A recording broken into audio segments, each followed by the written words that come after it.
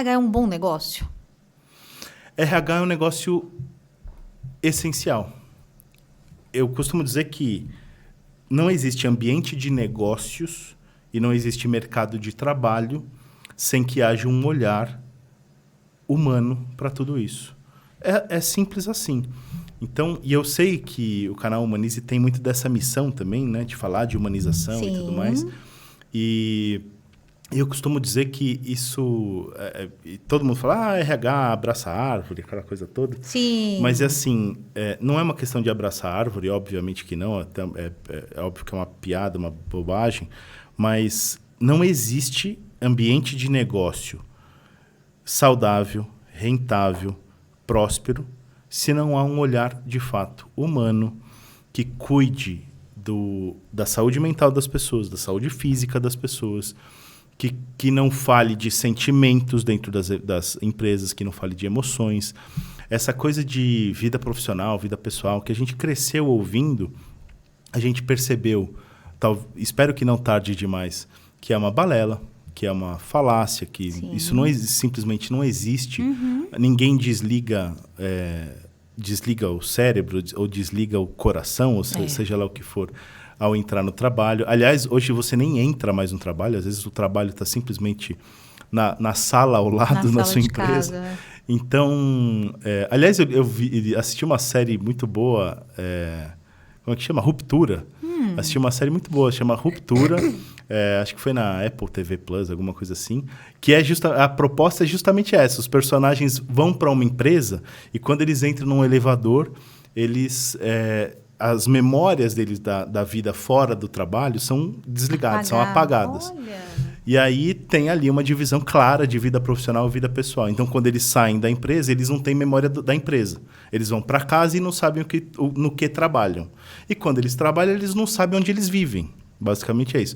Obviamente, justamente para mostrar o absurdo que seria a gente pensar numa divisão. Sim. A gente nunca seria integral, né? Obviamente. A gente não é humano. A gente não seria normal. É verdade. Né?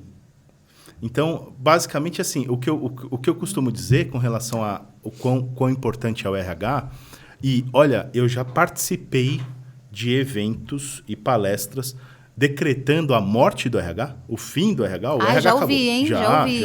O RH acabou. Tem curso vendendo com esse título aí. E aí, obviamente que é uma pegadinha, ou vale para vender curso, mas é claro que a questão do RH processual, como a gente conhecia lá o departamento pessoal e tudo mais, aquilo não é que deixou de existir, mas aquilo como um departamento corporativo, com várias pessoas processando folha de pagamento, com várias pessoas comprando benefício corporativo e tal, isso tende, ou para boa parte das companhias, o mercado é muito heterogêneo também, né? Mas assim, para boa parte das companhias, isso tende a deixar de existir. Mas eu acho que o que a gente... A parte de folha, você acha? Não deixar de existir. É simplesmente porque as soluções tecnológicas... Vão ser... Elas tiram boa parte desse trabalho. Sim. Você não precisa de... Tudo que é repetitivo, né? O meu avô trabalhou na Ford. E ele trabalhava justamente em processamento de folha de pagamento. A equipe dele era de 7 pessoas para fazer folha de pagamento da Ford. Mas aí estamos falando de 20 mil funcionários e tal, né?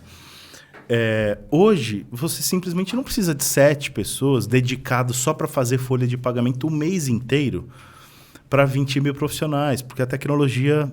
Né? Então, assim, obviamente que a questão processual, a questão operacional do RH mudou e eu não diria morte disso, nem nada disso, mas obviamente que diminuiu muito. E acho ótimo que seja assim, porque aí o RH pode focar naquilo que de fato é estratégico para as organizações, naquilo que de fato, né, conecta a questão da humanização, né, Vivi? Então, é isso que eu vejo. Essa é a principal transformação. Eu trabalho com conteúdo voltado para recursos humanos desde 2004, quando eu comecei no Grupo Top RH. O Grupo Top RH, inclusive, me ajudou a entender essa evolução, né, do que era o RH em 2004, quase 20 anos atrás, e o que é o RH em 2022. São muitas as transformações, mas a principal delas obviamente, a questão do operacional ter virado uma marginal, digamos assim, da operação de RH.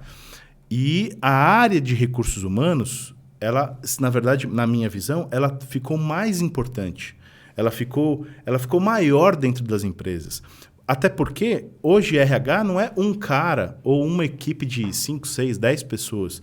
O RH são toda a liderança da empresa.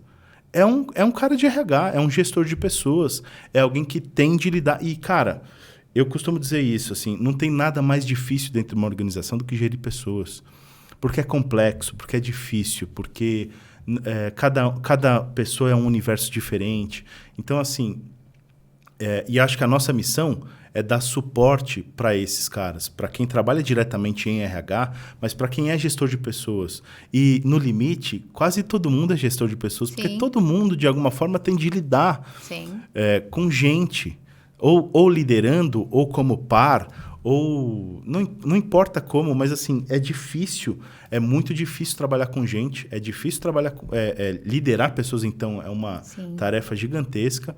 E a nossa missão é dar suporte para isso, né? É oferecer conteúdo, é oferecer insights. Eu sei que aqui, espero que a gente possa também estar cumprindo um pouco dessa missão. Eu sei que o canal tem essa missão também de gerar conhecimento, de gerar insights, de mostrar para a galera que existe um jeito diferente de encarar o problema, um jeito melhor, um jeito mais humano, um jeito mais próspero, mais saudável, mais acolhedor. Sim. Então, quando a gente fala de... E que gera melhores resultados, né? Isso está conectado. A gente sempre tenta falar isso. Falar toda vez que você tem uma forma mais humana de tratar um profissional, a sua equipe, eles se sentem mais valorizados, mais engajados, entendem que a cultura é aquela e vão produzir, vão trazer resultados melhores. É isso, Vivi. É isso aí, cara. Assim, não tem...